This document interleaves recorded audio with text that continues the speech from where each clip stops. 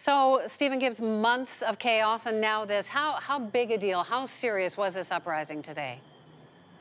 Well, if you ask anyone who is living near that military base just outside Valencia, very serious indeed. Several hours of explosions, of gunfire, at least 10 people inside. Not entirely clear whether they're people that were uprising from within the army or it was attacked from the outside. That base has a whole lot of ammunition, and according to the Venezuelan military, some of that was stolen. So yes, this is an important military base, and if we take the government's version of events, yeah, but definitely a very serious development here. So the president is saying that these rebels they're terrorists who were backed by the U.S. One of the rebels is quoted as saying that Maduro is a dictator and that this was an effort to bring back constitutional order.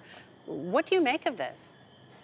Well, that's what one of the rebels said on a video in social media that is circulating and began to circulate when this all happened. Now, we can't be quite sure whether any of this is true, whether he was linked actually to the people that were attacking the base. But this does fit into what President Maduro has long been saying, is that he is a victim of a sort of foreign-backed mercenary attacks, and most of the problems, he would say, in this country are not his fault, really, but the fault of other people from outside the country. But that very fact actually has raised a whole lot of conspiracy theories that have been going around in Venezuela today, and that is whether this was, whether there's more to this than meets the eye, whether perhaps it was some kind of government stunt to perhaps even out those within the army that might be considering a coup, or something along those lines. Now, I have to say, it is plausible what happened, given this is a country with the world's steepest recession, given that there's a constituent assembly going on with